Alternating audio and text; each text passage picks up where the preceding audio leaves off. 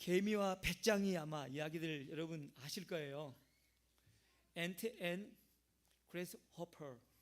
혹시 또 모르시는 분들은 없죠? 개미와 배짱이. 미국에서 있었던 일입니다. 초등학교 2학년 반에서 선생님께서 개미와 배짱이에 대한 교훈을 아이들에게 이제 가르쳐 주기 위해서 이 이야기를 합니다. 우리 아는 것처럼 개미는 성실하고 부지런하게 여름에 일을 합니다. 그런데 배짱이는 일은 하지 않고 그냥 노래만 부르고 합니다. 이제 시간이 지나서 겨울이 됩니다. 겨울이 되는데 이제 개미는 열심히 일을 했기 때문에 이제 저축해 놓은 것 가지고 그 겨울에도 편안하고 넉넉하게 걱정 없이 살 수가 있습니다. 근데 이제 문제는 여름에 일하지 않았던 나태하고 게을렀던 배짱이입니다. 배짱이가 먹을 것이 없습니다. 어떻게 먹이를 만들 수 있는 그런 시절도 아닙니다. 계절도 아닙니다. 그래서 배짱이가 개미 집에 찾아가서 좀 먹을 것 좀 달라고, 선생님이 여기까지 우리 아이들에게 이야기를 하고 이제 아이들의 이 창작력을 개발하기 위해서 그 다음은 너희들이 한번 글로 써와라 하고 숙제를 내줍니다. 그래서 아이들이 이제 그 상상력을 동원해서 그 다음에 어떻게 쓸까 해서 글을 이제 써왔는데, 선생님께서 아이들의 글을 보니까 딱 두 부류로 나누더랍니다. 첫 번째 부류는 어떤 마음이냐면 자선하는 마음에서 나오는 글입니다. 배짱이가 불쌍하니까 개미가 자기가 있는 걸 나눠줍니다. 그리고 겨울에 개미와 배짱이는 어려움 없이 잘 살았다, 이렇게 글 쓰는 한 그룹이 있고, 또 한 그룹은 이기적이고 자기 중심적인 그런 마음으로 글을 쓰더랍니다. 너는 여름 일도 안 했잖아. 그리고 자기 것을 나눠주지 않고 내쫓았답니다. 배짱이는 그 추운 겨울에 그래서 죽었답니다. 일반적으로 두 이렇게 부류로 나왔는데, 한 아이, 그 리틀 존, 우리 한국말 하면 꼬마 존이라는 아이는 달랐는데 선생님이 그걸 보고 충격을 받습니다. 이 아이의 이 글은 무엇이냐면 초등학교 2학년이니까 희생적인 마음을 글로 표현했답니다. 희생적인 마음. 그 마음이 무엇이냐면 이런 거였습니다. 개미는 자기가 여름에 모았던 모든 음식을 배짱이에게 주었다. 그래서 배짱이는 겨우내 잘 살았는데 개미는 배짱이 대신에 죽었다. 선생님이 충격을 받습니다. 그리고 그 글 밑에 십자가가 그려져 있었더랍니다. 여러분, 어떻게 이 어린아이가 이런 마음을 가질 수가 있었을까요? 일반적으로 사람들은 본능이 자기 자신이 잘 되려고 하는, 그리고 자기가 살려고 하는 것이지 남을 위해서 죽으려고 하는 이런 마음은 본능적으로 없습니다. 그런데 이 꼬마 아이가 본능적으로 이걸 쓴 거예요. 선생님 충격을 받은 거예요. 여러분, 어떻게 이런 일이 가능합니까? 그런데 실제적으로 우리 기독교에서는 이것이 가능합니다. 왜냐하면 예수님께서 이 일을 하셨기 때문에, 그리고 예수님은 우리와 함께 때문에 그렇습니다. 자, 예수님께서 하셨던 것 성경에 이렇게 기록합니다. 우리 로마서 5장 8절 말씀을 같이 봅니다. 같이 한번 읽습니다. 우리가 아직 죄인 되었을 때에 그리스도께서 우리를 위하여 죽으셨습니다. 이리하여 하나님께서는 우리들에 대한 자기의 사랑을 실증하셨습니다. 우리 영어 성경도 한번 잠깐 봐보실까요? God proves His love for us in that, 그렇게 하셔서 하나님 우리를 사랑하는 것을 증명했답니다. While we still were sinners, Christ died for us. 우리가 지금 죄인임에도 불구하고 그리스도는 우리를 위해서 죽으셨답니다. 그러니까 예수님께서는 우리를 위하여서 죽으셨는데 그 이유는 무엇이었냐면 우리를 사랑하시기 때문에 죽으셨습니다. 그러면 우리가 사람들 보기에 하나님 앞에 진실하고 성실하고 좋은 사람이어서 하나님 예수를 우리를 위해서 죽이셨는가? 아니었습니다. 우리가 죄인이었는데, 자격도 없는데, 배짱이와 같은 우리들을 위해서 예수님께서는 죽으셨다라는 것이죠. 예수님 죽으셨던 이유는 너무나 명료합니다. 단순합니다. 우리를 사랑했기 때문에 그렇습니다. 우리가 오늘 아침에도, 오늘도 우리는 사랑받기 위해서 태어났습니다, 이렇게 고백하는 이유가 바로 여기에 있습니다. 하나님이 우리가 옳은 사람이고 선한 일을 많이 하고 하기 때문에 사랑하는 것이 아니라, 우리가 누구임에도 그것은 상관치 않고 하나님 우리를 사랑하십니다. 그렇기 때문에 우리는 사랑받기 위해서 태어났다라고 얘기합니다. 여러분 옆에 계신 분들에게 분명하게 좀 예수님을 대신하여서 당신은 사랑받기 위해서 태어났습니다 좀 얘기해 주실래요? 자, 해주십시다. 자, 시작. 당신은 사랑받기 태어났습니다. 당신은 사랑받기 태어났습니다. 할렐루야. 선생님께서 이 자아의 이 편지를 보고 충격을 받았잖아요. 어떻게 꼬마 아이가 이런 마음을 가질 수가 있겠는가, 이런 생각을 하다가 자아의 엄마를 만난 거예요. 그리고 자아의 그 글을 이야기합니다. 당신의 아들이 어떻게 희생적인 마음을 품고 있습니까? 이런 얘기하니까 자아의 엄마가 너무나도 확연하게 얘기를 하더라는 거예요. 우리 아이가 교회에서 예수님의 사랑을 실제로 경험한 거예요. 예수님께서 자기를 위해서 죽으셨다는 사실을 이 아이가 안 거예요. 자기가 배짱이 같은 사람이었는데, 예수님이 개미셨는데, 배짱이 같은 자기를 위해서 예수님께서 생명까지 줬다는 걸 이 아이가 알았대요. 그리고 이 아이가 그것을 알고 이 꼬마 아이인데도 삶의 태도가 바뀌어버리더래요. 가정에서, 동네에서, 학교에서 개미처럼 행동하더랍니다. 자기의 이 작은 이 손과 발, 몸으로 할 수 있는 모든 걸 다 하더라는 거예요. 그러니까 예수님께서 자기를 위해서 돌아가셨다라는 그것은 자기를 사랑했다라는 것을 이 아이가 깨달으면서 이 아이의 삶 가운데 생동력이 나타나고 생명이 있다라는 거예요. 하나님은 우리를 사랑하는 줄로 믿습니다. 예수님 이제 돌아가신 고난의 그 메시지를 듣는 시즌이 다가왔습니다. 저는 말씀을 준비하면서, 그리고 또 이 시간도 동일한 마음으로 주님께서 왜 돌아가셨는지, 하나님 우리를 얼마나 사랑하셨는지를 여러분 꼭 아셨으면 좋겠습니다. 제가 이론적으로 아무리 설명하더라도 깨달아지지 않는 이 믿음의 복된 이 질서가 성령님께서 여러분의 마음을 만지시기 때문에, 주님 돌아가신 것은 나를 사랑하셨기 때문이라는 것을 정말 깨달아지는 이 시간 되기를 소망합니다. 그래서 오늘 설교 제목을 이렇게 잡아봤습니다. 예수님의 십자가의 죽음. 예수님의 십자가의 죽음.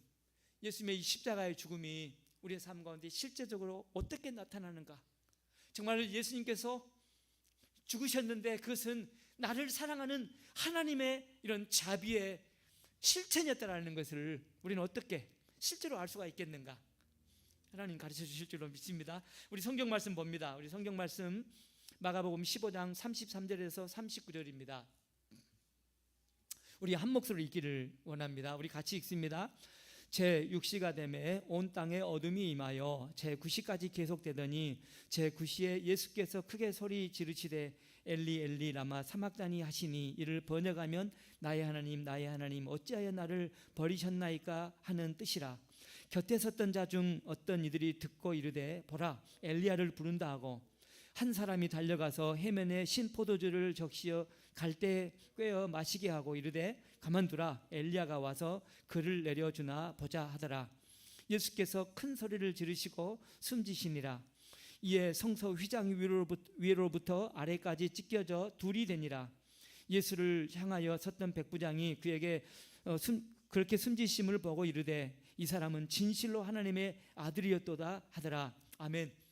여러분 그 멜 깁슨이라는 감독이 만든 The Passion of the Christ라는 영화를 혹시 보셨습니까?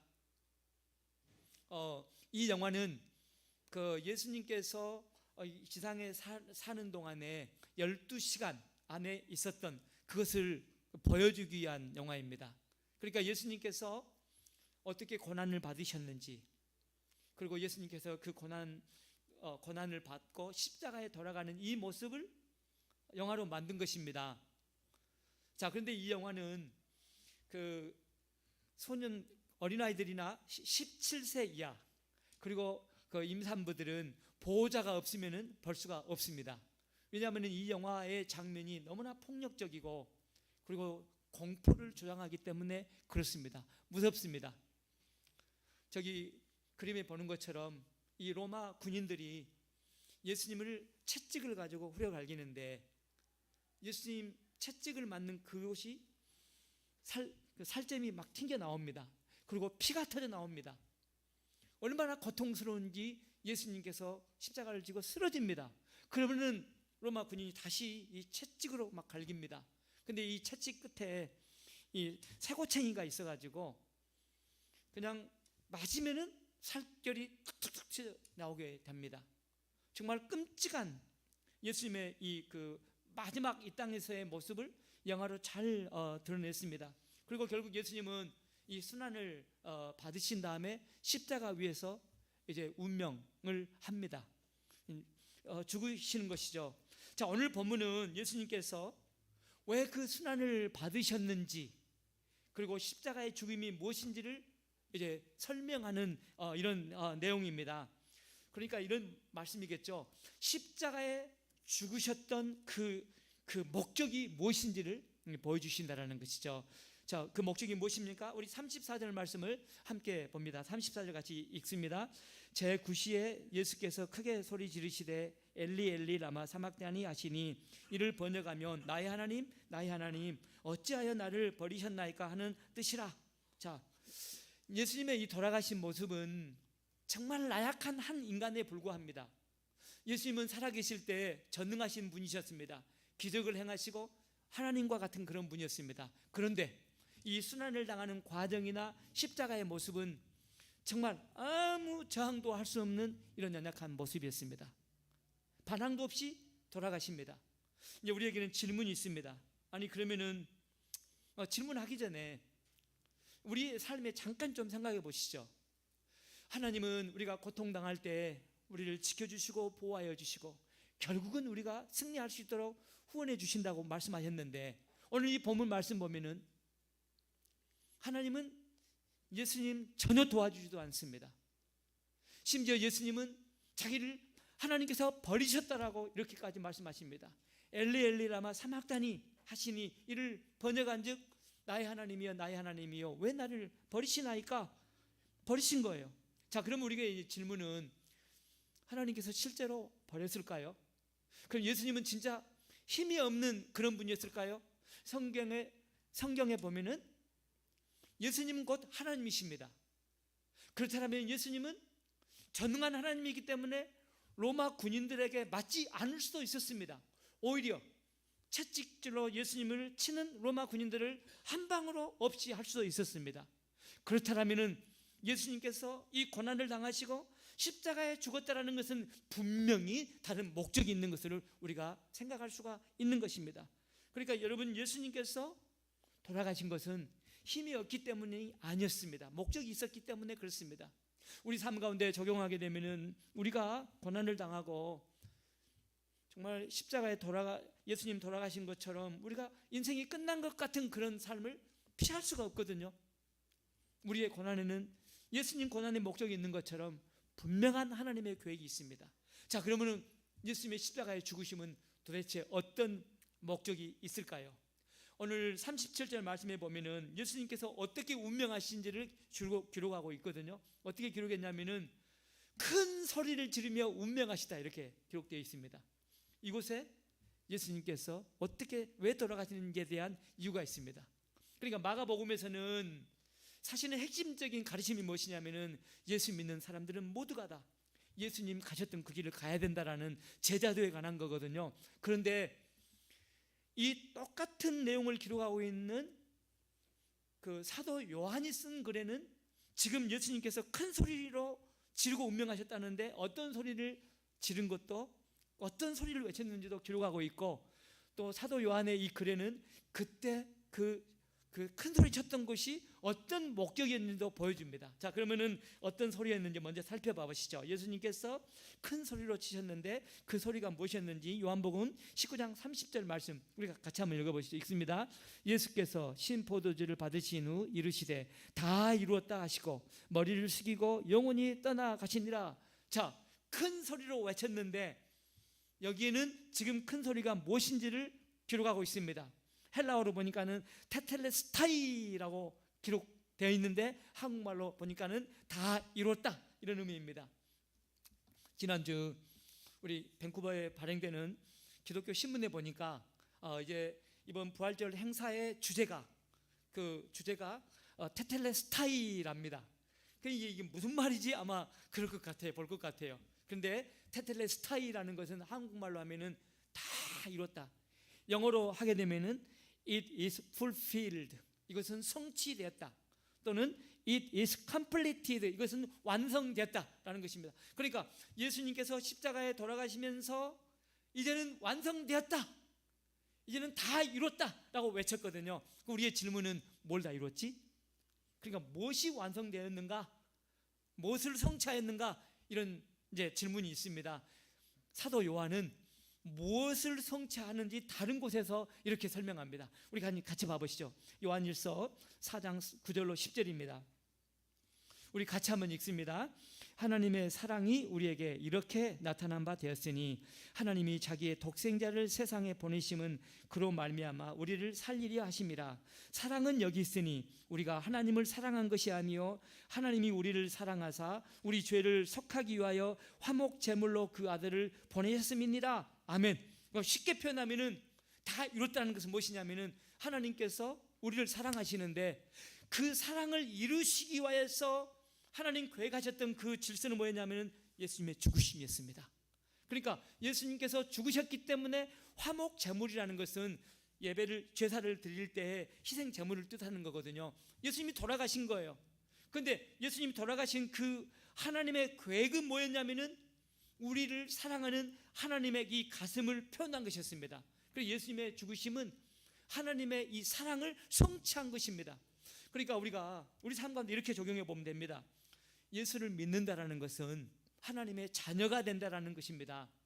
예수를 믿는다라는 것은 하나님의 자녀가 되면서 자동적으로 우리는 하나님의 사랑을 받는 그런 인생이 되었다라는 것입니다. 예수를 믿는다라는 것은 하나님의 자녀가 되면서 하나님의 사랑을 받기 때문에 하나님의 후원을 받는 인생이 되었다라는 것입니다. 이걸 하나님 측면에서 설명하면은 예수를 믿는 우리들을 자녀 삼았기 때문에 하나님 우리 인생을 지켜주시고 보호하여 주시고 우리를 후원해 주시고 축복해 주신다는 것입니다. 그러니까 예수 믿는다라는 것은 하나님의 자녀가 되었다라는 우리 측면에서의 이런 표현도 될 수 있지만 예수님 측면에서는 하나님께 후원받는 그런 인생이 되었다라는 것입니다. 여러분, 우리 사람들은 생활하면서 소중한 곳에 시간도 물질도 많이 투자하지 않습니까? 저는 최소한 그렇습니다. 제가 소중한 건 하나님의 세계거든요. 하나님의 말씀이거든요. 우리 교회거든요. 우리 교회 성도들이거든요. 저의 우선순위, 삶의 맨 먼저 하는 것은 우리 교회 식구들을 바르게 생명의 길로 인도하는 것이 저는 너무나 소중하기 때문에 이곳에 항상 먼저 시간을 둡니다. 잔치하는데 어디 막 등산 가는데 저는 이런 건 가능하면은 나중에 생각합니다. 예배하고 우리 성도들 신앙으로 바르게 양육하고 일으키는 데는요 무조건 저는 먼저 갑니다. 무조건 먼저 갑니다. 자, 여러분, 예수님께서 우리를 자녀 삼았기 때문에 하시는 것이 무엇이냐면 사랑하기 때문에 사랑의 증거로 예수님 가장 소중했던 독생자를 죽이신 거예요. 우리를 사랑하는 증거로 예수님 하나밖에 없는 예수 그리스도를 십자가에 돌아가시게 한 거예요. 그러면은 여러분은 예수님 안에 어떤 존재입니까? 엄청나게 가치 있는 가장 소중한 존재입니다. 그래서 이 하나님의 사랑에 대해서 깨달은 사람들은 이렇게 표현합니다. 한 개인이 세상에 태어나서 소유할 수 있는 가장 특혜와 축복은 예수 믿는 거라고 표현합니다. 저는 이것이 여러분의 정말 가슴 가운데 성령의 도우심으로 믿어지기를 소망합니다. 한 개인이 세상에 태어나서 최고로 얻을 수 있는 특권, 축복은 무엇이냐면은 예수를 믿는 거래요. 여러분 느껴지십니까? 그냥 오늘 또 그냥 예배하러 오신 거 아닙니까? 여러분 혹시 종교 생활하는 분들 아니십니까? 정말로 아쉽습니다. 여러분 사람 만나기 위해서 신앙생활하는 거 아십니까? 진짜로 아쉽습니다. 눈물나게 아쉽습니다. 왜요? 하나님이 나를 사랑하는 것을 안다라면은 예수 그리스도 독생자 나를 사랑하기 때문에 나를 살리기 위하여 나를 축복하기 위하여 돌아가시겠다는 이 사실을 안다라면은 여러분 우리는 정말로 주님 때문에 얼마나 흥분되고 주님 때문에 이 그 잔이라는 그 아이가 나도 개미가 되야겠다라는 이런 생동력을 가지고 인생 정말 아름답게 여러분 승리하게 될 줄로 믿습니다. 우리가 누구인지를 시편 16편 3절에서는 이렇게 표현합니다. 땅에 있는 성도들은 존귀한 자들이니 나의 모든 즐거움이 그들에게 있도다. 여러분 한 분 한 분은 하나님 앞에서는 가장 존귀한 존재들입니다. 예수 그리스도를 우리를 위해서 주셨잖아요. 하나님은 우리의 인생을 통하여 즐거움을 얻는다고 이렇게 말씀하고 있습니다. 여러분 자신에게 이렇게 한번 좀 따라하면 어떨까요? 나는 존귀한 존재이다. 여러분 가슴에 한번 서는 거 같이 해봅시다. 자, 나는 존귀한 존재이다. 믿습니다. 할렐루야. 여러분 옆에 계신 분들에게 한번 붙잡고 있잖아요. 제가 그 혼자 계신 분들은 일어나가지고 붙잡고 당신은 존귀한 존재입니다. 좀 얘기해 주십시다. 자, 좀 일어나셔가지고 괜찮습니다. 자, 일어나가지고 같이 해주십시오. 다시 한번 우리 순종하기로 배웠잖아요. 자, 여러분 다 일어나셔가지고 자, 한번 일어납시다. 자, 일어나셔가지고 자, 여러분 나오십시오. 밖으로 나오셔가지고 자, 여러분 한 사람씩 붙잡으십시오. 한 사람씩 붙잡고 당신은 그래도 이렇게 네네 좋습니다. 예, 확실하게 당신은 존귀한 존재입니다. 할렐루야. 당신은 존귀한 존재입니다. 우리 지난 시간에 제가 제안한 거 있잖아요. 우리는 한 가족이기 때문에 오늘 또 그 펠로십을 끝나고 꼭 여러분 그냥 우리 가족을 모처럼 만났기 때문에 그냥 가지 마시고 꼭 가족 좀 축복해 주시기를 부탁하는데요. 대신 지난주에 만났던 분들 오늘 예배 오기 전까지 만났던 그분하고 같이 또 이렇게 막 인사하지 마시고 우리 가족 식구인데 한 번도 안 만나봤던 분들 꼭 그분을 만나가지고 당신은 존귀한 존재입니다. 이렇게 말씀해 주시기를 꼭 부탁을 드립니다. 아멘. 여러분 예수 믿는 사람들은 존귀한 존재들입니다. 왜요? 하나님께서 우리를 사랑하시기 때문에 그 증거로 가장 소중한 독생자를 십자가에 돌아가시게 하셨습니다. 그러니까 십자가는 그냥 연약해서 예수님 저항하지 못하고 로마 군인들에게 죽으신 것이 아닙니다. 우리를 향한 하나님의 거룩한 위대한 이런 목적이 있었다라는 것이죠. 우리 기독교 역사에서 십자가가 무엇인지에 대해서 아름다운 글 쓴 분들이 참 많이 있습니다. 제가 한 분만 소개해 드립니다. 루이스 바일이라는 분인데 이분은 17세기에 살았던 분입니다. 이분이 예수님의 십자가가 무엇인지를 이렇게 예수님과 한 사람의 대화 형식으로 소개를 합니다. 자, 그 한 사람이 영혼으로 표현되고 또 그리스도라고 표현되는데 잠깐 우리 파워포인트 보면서 같이 제가 설명합니다. 자, 이 한 영혼이 예수님께 질문을 합니다.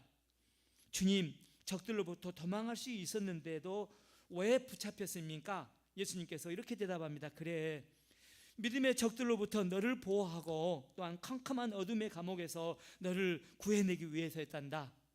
그러니까 이 한 영혼이 한 사람이 예수님께 다시 질문합니다. 주님, 왜 십자가에 달리셨습니까? 그래야 예수님께서 또 이렇게 십자가에 달린 이유를 설명합니다. 너를 나와 함께 천국으로 데려가기 위해서였지. 그러니까 이 젊은이가 이 한 영혼이 또다시 묻습니다. 주님, 그런데 왜 당신의 손과 발은 십자가에 위에 못으로 박혀야 했습니까? 그러자 예수님께서 이렇게 답을 합니다.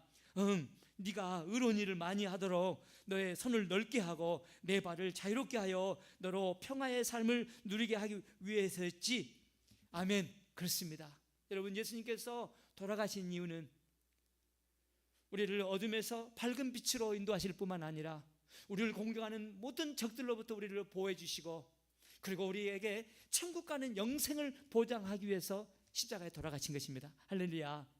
뿐만 아니라 예수님께서 손과 발에 못이 바뀌었던 그 이유는 무엇이냐면은 이제 우리가 박히는 것이 아니라 우리는 자유롭게 저 넓은 세상을 향하여서 의로운 일을 많이 하고 우리의 인생이 평화의 도구로 쓰임받도록 하셨다라고 이렇게 말씀을 하고 있습니다.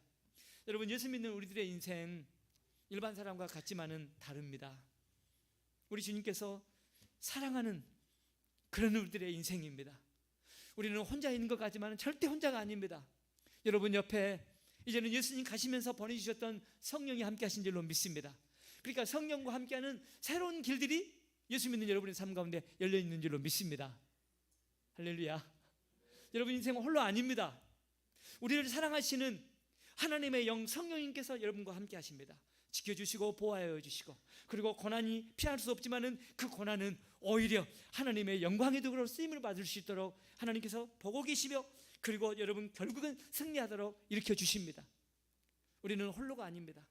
하나님 안에서 전능하신 하나님의 이 지혜와 능력을 가지고 새로운 의로운 일을 하도록 이렇게 새로운 세계가 열려있는 그런 존재들입니다. 자, 오늘 본문은 이제 그러면은 하나님께서 예수님께 돌아가시면서 우리 가운데 새로운 세계를 내려주셨는데 그것이 어떻게 가능했는지, 그리고 그 새로운 세계가 무엇인지를 또 설명합니다. 우리 38절 말씀을 같이 봅니다. 38절 말씀 읽습니다. 같이 읽습니다. 예, 성소 휘장이 위로부터 아래까지 찢어져 둘이 된지라. 성소가 있었는데 이제 그러니까 휘장이 두 군데를 맡고 있었는데, 예를 들면 이렇게 할게요. 자, 이게 지금 성소 예배하는 곳이면은 이곳이 두 군데 있습니다. 여기가 휘장이 있었습니다. 그 구약 성경에 보면은 이스라엘 백성들이 제사를 지낼 때 예배하는 곳이죠. 예배할 때 성소가 있었고 지성소가 있었습니다. 일반 백성들은 이 휘장 밖에 쪽, 이쪽이 성소인데 그곳에서 하나님 제사할 때 같이 했습니다. 그리고 이곳은 제사장만 들어오는 곳이었습니다. 그리고 이곳은 일반 백성들은 들어올 수가 없었습니다. 왜냐하면 하나님의 임재가 있었습니다. 제사장만 들어오는 곳입니다. 그리고 1년에 한 번씩 제사장이 백성들의 죄를 용서해달라고 호소하는 곳입니다. 그리고 백성들의 인생을 축복해달라고 하나님께 간구하는 자리가 지성소입니다. 근데 만약에 제사장이 죄를 범했으면은 이곳에 들어오면 죽습니다. 그러니까 그 발에 끈을 묶고 이제 그 방울을 달고 대제사장이 이곳에서 하나님께 예배를 드릴 때 하나님 이곳에 계시니까 예배를 드리는 것이 딸랑딸랑딸랑 소리가 납니다. 근데 이 제사장이 죄를 짓다가 이제 백성들을 속이고 하나님 앞에 오게 되면은 딸랑딸랑 소리가 없습니다. 그러면은 밖에서 줄로 끌어내서 제사장의 이 죽음을 또 장사했던 그런 제사 시스템이 있었습니다. 그런데 예수님께서 골고다 십자가에서 텔레스타이라고 외치면서 운명하셨습니다. 모든 것이 이뤘다. 그런데 그 순간에 성소에서는 어떤 일이 있었냐면은 이게 두 개를 맡고 있었던 것이 딱 찢어져 버렸습니다. 하나로 열려 버렸습니다. 이건 어떤 의미냐면은 이제는 제사장 홀로 하나님을 대면했던 이런 것이 이제 없어져 버리고, 하나님을 믿는 모든 사람들은 예수님의 십자가의 죽음으로 인하여 하나님과 함께하는 이런 세계가 열려버린 것입니다. 할렐루야. 예수님의 십자가의 돌아가심을 통하여서 이 휘장이 찢어지면서 이제는 성소에 있었던 하나님과 직접 대면하지 못했던 성도들의 삶 가운데 이제는 하나님과 함께하는 이 세계가 열려버렸습니다. 이거 엄청난 거 아니겠습니까? 그러니까 이런 이야기죠. 이제는 예수 믿는 사람들의 인생은 예수 그리스도의 죽으심과 함께 인생이 새롭게 변화되었습니다. 자, 그것은 무엇이냐면은 이제는 대제사장들만 하나님을 대면했는데 여러분은 예수님과 함께하는 이런 인생이 열린 것입니다. 성도들은 늘 제사장의 안내만 받았던 그런 삶이었는데 이제는 하나님의 인도함을 받는 이런 삶이 열렸다라는 것입니다. 그러니까 우리가 평범한 인간인 것 같지만은 여러분의 삶은 이제 성령의 인도함을 받는 새로운 세계가 열렸습니다. 성령은 하나님의 목적을 이루기 위해서 여러분의 삶을 보호하시고 인도하고 계신다라는 것입니다. 베드로는 이 사실을 자기 인생을 통하여 경험하면서 베드로전서 2장 9절에 이렇게 이제 이것이 무엇인지, 예수님의 십자가 죽으심과 함께 예수 믿는 우리들의 인생이 어떻게 바뀌었는지를 자기 경험을 통해서 이렇게 기록합니다. 우리 같이 한번 읽어보시죠. 베드로전서 2장 9절입니다. 같이 읽습니다. 하나님께서는 그분의 행하신 놀라운 일들을 알게 하시려고 여러분을 어둠 가운데서 불러내어 그의 놀라운 빛 가운데로 인도하셨습니다. 예수 그리스도의 죽으심으로 말미암아 이제는 우리는 어둠의 인생이 아니라 빛의 자녀가 되었다는 것입니다. 우리 주님께서는 예수님의 죽으심을 통하여서 우리의 삶을 빛 가운데 인도한다라는 것이죠. 영어 성경에 보니까 앞에 부분에 as a result, 예수님의 십자가의 죽으심 그 결과로 말이죠. You can show others the goodness of God. 우리는 하나님의 선하심을 주변 사람들에게 말할 수가 있다는 것이죠. 왜요? 하나님의 영이 우리와 함께하기 때문에 우리가 하나님의 영으로부터 경험했던 이 좋은 것들, 이 놀라운 것들을 주변 사람들에게 얘기하는 그런 인생이 열렸다는 것입니다. 우리 기독교적인 용어로 표현하게 되면은 이제는 여러분들 하나님의 은혜를 경험하면서 하나님의 은혜가 얼마나 좋으신지를 간증하는 전도자의 삶으로 이제는 부름을 받았다라는 이런 이야기입니다. 여러분, 하나님은 예수 그리스도 십자가에 돌아가셨던 그 계획은 우리를 사랑하시기 때문에 그렇습니다. 이제 예수를 믿는 사람들은 하나님의 사랑을 받는 그런 인생이 열렸습니다. 성령의 인도함을 받는 그런 인생이 열렸습니다. 여러분은 홀로가 아닙니다. 저는 이번 이제 고난 주간 그리고 부활절까지 정말 예수 그리스도의 십자가의 이 고난을 묵상하면서 이것이 우리에게 얼마나 큰 축복이고 정말 하나님이 우리를 얼마나 사랑하는지를 꼭 깨닫는 이런 시간이 되기를 소망합니다. 우리가 아는 사람 한 분 소개하고 이제 말씀을 마무리하려고 합니다. 우리 한국 찬송가 중에 64장에 보면은 기뻐하며 경배하세 영광의 주 하나님, 막 가슴 벅차고 희망이 들끓는 이런 찬양이 있거든요. 이걸 누가 지었냐면은 베토벤입니다. 베토벤이 지었는데 이 찬양을 우리가 이제 조금 할 거거든요. 그 찬양을 부를 때는 막 우리 가슴이 뜨거워지고 희망이 넘쳐나거든요. 그런데 이 찬양을 기록할 때 찬양의 이런 분위기와는 다르게 베토벤은 정말 절망의 인생을 살고 있었던 사람입니다. 이제 이분의 전기를 읽어보면은 11살 때 그 학교를 그만둡니다. 그만둔 이유는 무엇이냐면은 아버지가 술을 너무 많이 먹어가지고 정상 활동을 하지 못합니다. 아버지가 가정을 이끌어가지 못하니까 결국은 가정이 정상적으로 돌아가지가 않으니까 결국은 학교를 중단합니다. 그리고 아버지 대신에 가정을 돌봤던 어머니가 폐결핵에 걸리면서 이제 그가 17살 때 돌아가십니다. 그러니까 이 젊은이 어머니 아버지 다 없는 혼자 사는 이런 인생입니다. 그런데 이 음악에 대한 재능이 있어서 이분이 작곡을 하면서 이제 생활을 해가는데 30대가 되면서 또 귀에 큰 병이 찾아옵니다. 이제 병을 고치려고 하지만 고칠 수가 없습니다. 음악하는 사람에게 들을 수가 없으니 얼마나 큰 참 그 장애입니까? 그래서 이제 이분의 이 전기를 읽어보면은 이런 글들이 자주 나옵니다. 나는 왜 이렇게 슬픔과 고통의 삶을 살아야 하는가? 내가 다시 들을 수만 있다면 얼마나 좋겠는가? 왜 내 인생에 이렇게 고통이 많고 이 아픔이 많은가? 내 삶이 정상화되면 좋겠다. 이런 소망을 이제 가지고 살아갑니다. 그만큼 고통스럽다는 것이죠. 그런데 이분이 이제 32살이 되었을 때 곡을 하나를 이제 작곡하는데 우리가 소위 알고 있는 교향곡 넘버 9입니다. 넘버 9인데 이분이 교향곡을 이 넘버 9을 작곡하고 그리고 이제 큰 강당에서 이걸 지휘를 합니다. 지휘를 하는데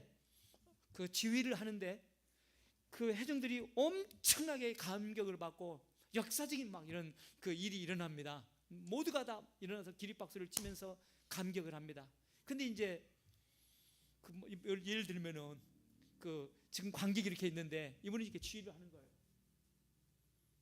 엄청난 감격의 이런 현장인데 모르는 거예요. 옆에 있는 분들이 옆에 음악을 했던 분이 이 사람을 돌려가지고 보게 합니다. 그리고 이 음악이 성공했다는 것을 깨달았답니다. 자, 그때 이분이 작곡하고 불렀던 찬양 우리 같이 잠깐 한번 해보실까요? 피아노 우리 안에 할 수 있습니까? 네, 감사합니다. 기뻐하며 경배하세.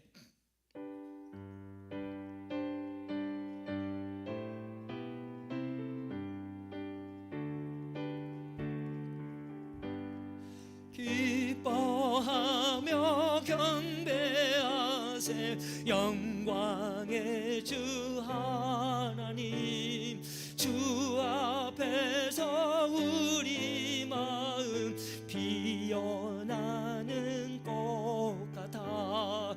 죄와 슬픔 사라지고 의심 구름 거치니 변함없는 기쁨의 주 밝은 빛을 주시네. 아멘. 이분의 평생 그 간증은 무엇이냐면은, 이분의 이제 그 자선에 보면은 이분의 평생 간증, 역사에 남는 간증입니다. 인내하면서 나는 생각한다. 모든 불행 뒤에는 반드시 좋은 일이 따르는 법이다. 여러분, 그렇습니다. 우리가 고통과 근심, 우리 인생의 어둠의 이 순간들을 피할 수가 없지만은, 그러나 예수 그리스도가 십자가의 그 고난 이후에 하나님의 사랑을 목적을 성취했던 것처럼 여러분이 당하고 있는 그 고난, 아픔, 그 다음에는 반드시 여러분 좋은 일이 기다리고 있는 줄로 믿습니다.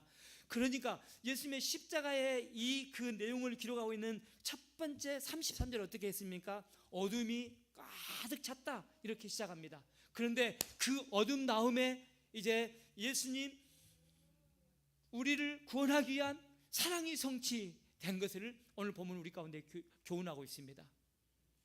여러분, 고통이 있을지라도 이 고통 우리가 믿음으로 계속 반응한다라면은, 예수님 그 고난을 통하여 하늘의 일을 이루었던 것처럼 이제 여러분의 그 아픔과 고난은 여러분의 인생을 향한 하나님의 뜻을 이루는 도구가 될 줄로 믿습니다.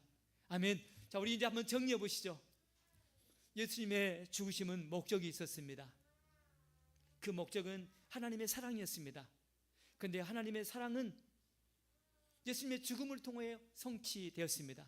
그리고 예수님의 죽음을 통하여서 이제 예수 믿는 우리들은 하나님의 존귀한 그런 자녀가 되었습니다.